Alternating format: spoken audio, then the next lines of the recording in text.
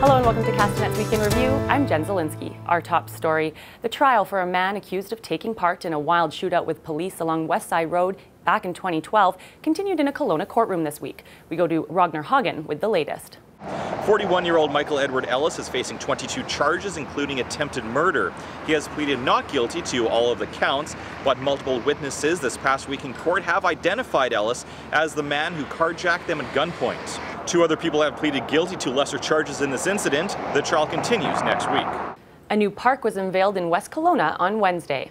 The Regional District of the Central Okanagan purchased the land for $5 million with contributions from local governments to the Regional Parks Legacy and Park Land Reserve. The property is 53.6 hectares, 132 acres, and includes 900 meters of waterfront. The new park will remain closed until at least next summer as the Regional District prepares a management plan and develops trails and signage.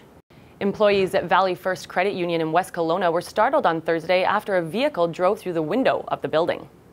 According to RCMP, the driver of the car was attempting to park when she jumped the sidewalk, slamming into the building and smashing into the vehicle parked in the stall next to her.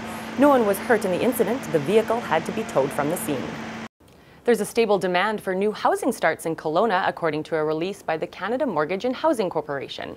Local area development Wilden is experiencing their best year in 6 years. Home starts really relate to home lot sales. We've sold, we're tracking to sell about 60 lots this year.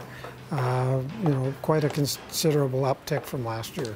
The Canadian Home Builders Association claims those purchasing the new homes consist of empty nesters and new families.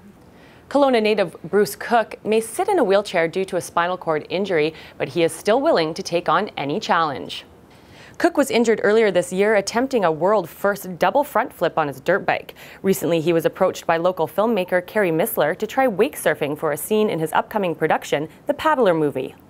I've basically grown up on the water, around water, in water, so just being back around it and in it it's awesome. I mean, it's what I've done all my life. Cook had wake surfed in the past before his accident. The Paddler Movie is set to be released this December. Well, that wraps up Castanet's Week in Review. I'm Jen Zielinski. Thanks for watching. Remember to send your news tips to news@castanet.net and follow us on Twitter @CastanetNews.